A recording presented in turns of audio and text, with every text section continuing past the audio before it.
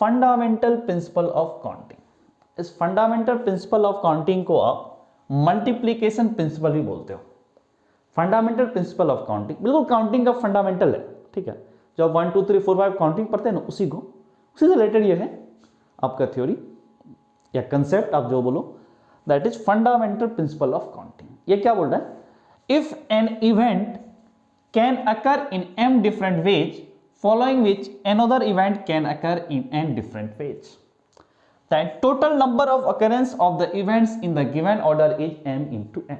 ये कहना चाह रहा है if an event can occur in m different ways, एक इवेंट है जो m डिफरेंट वेज से अकर कर रहा है m, और इस इवेंट को फॉलो करते हुए सेकेंड इवेंट है वो n डिफरेंट वेज से अकर कर रहा है। फर्स्ट इवेंट आपका m डिफरेंट वेज से अकर कर रहा है, ठीक है, और उस फॉलोइंग विच अनदर इवेंट, और सेकेंड इवेंट आपका n डिफरेंट वेज से फॉलो हो रहा है, n डिफरेंट वेज से अकर कर रहा है। First event m ways, second event n ways से। तो अब बोल रहा है कि अकरेंस करने कितने टाइम ये अकर करेगा? Total number of occurrence of the events in the given order, इसी ऑर्डर, मतलब फर्स्ट इवेंट आपका ये वाला, ठीक है, can occur in m different ways first event, second event आपका ये n डिफरेंट वेज से, यही ऑर्डर, पहले फर्स्ट इवेंट फिर सेकेंड इवेंट, ये ऑर्डर को फॉलो करते हुए अब कितने वेज से ये दोनों इवेंट अकर कर सकते हैं। तो उसमें क्या बोला? m इंटू n, दोनों इवेंट के जो नंबर ऑफ वेज है उनको आपस में मल्टीप्लाई कर दो, तो m इंटू n, इसलिए इसको मल्टीप्लीकेशन प्रिंसिपल, क्योंकि इसमें नंबर ऑफ वेज को आपस में मल्टीप्लाई करते हैं, that's why it is called multiplication principal.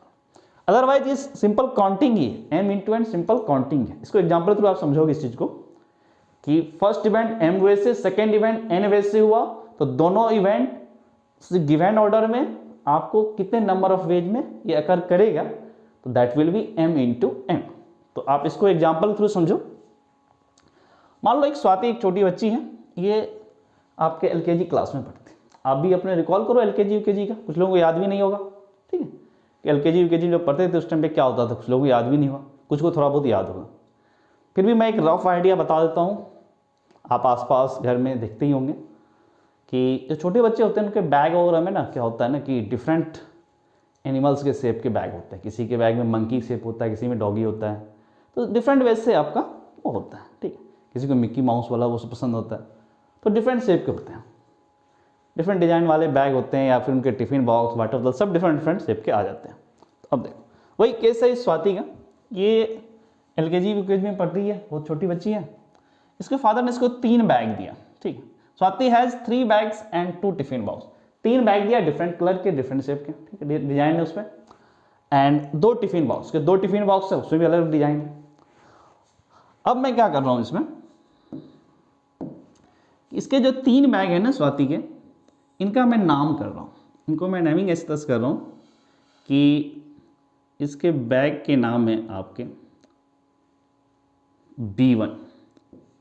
3 bag है तो first bag is B1, second bag is B2 and third bag is B3, ठीक है। उसके बाद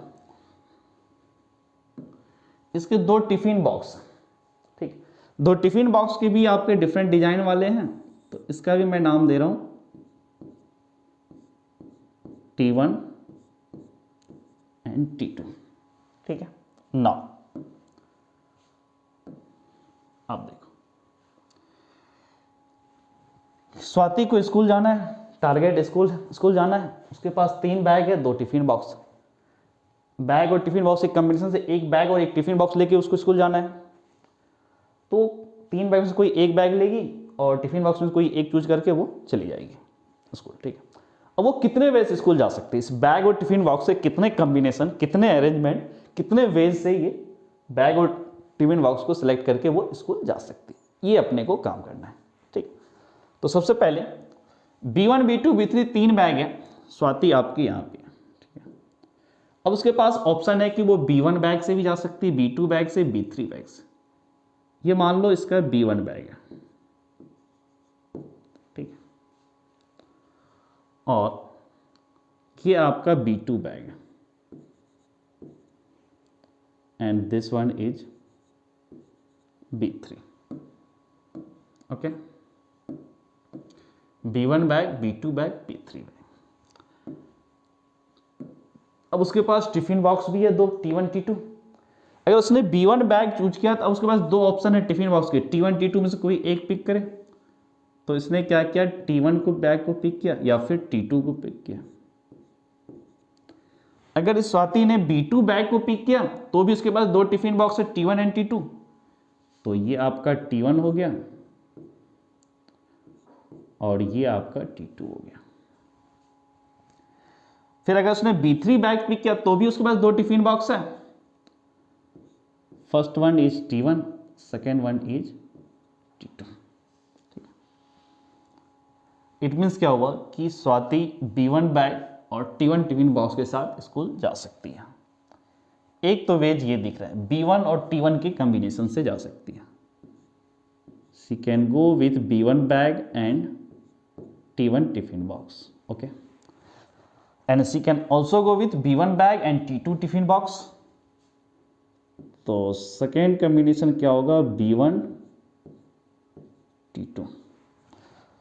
B1 की तो पॉसिबिलिटी खत्म है। अगर B2 बैग लिया तो फिर वो T1 टिफिन बॉक्स ले सकती है। सो नेक्स्ट इज B1 नहीं, इट्स B2।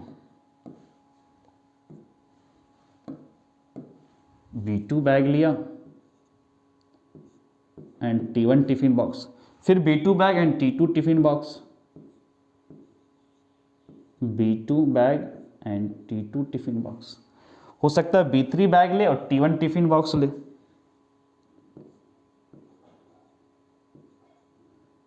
B3 T1, या फिर B3 बैग ले और T2 टिफिन बॉक्स ले।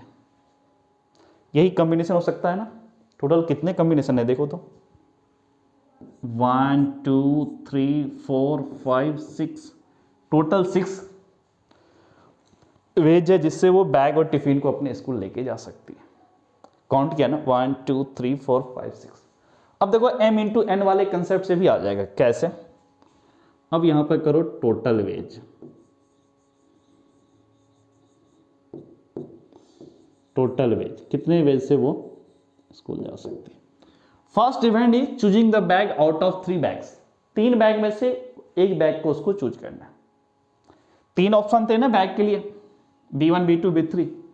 तो फर्स्ट इवेंट आपका 3 वेज से अकर कर सकता है, इनटू फर्स्ट इवेंट को फॉलो करते हुए बैग को चूज करता है, उसको सेकेंड इवेंट अकर करवाना है। सेकेंड इवेंट क्या है, choosing the tiffin box. First event is 3 ways and second event is in 2 ways. तो 3 इंटू 2,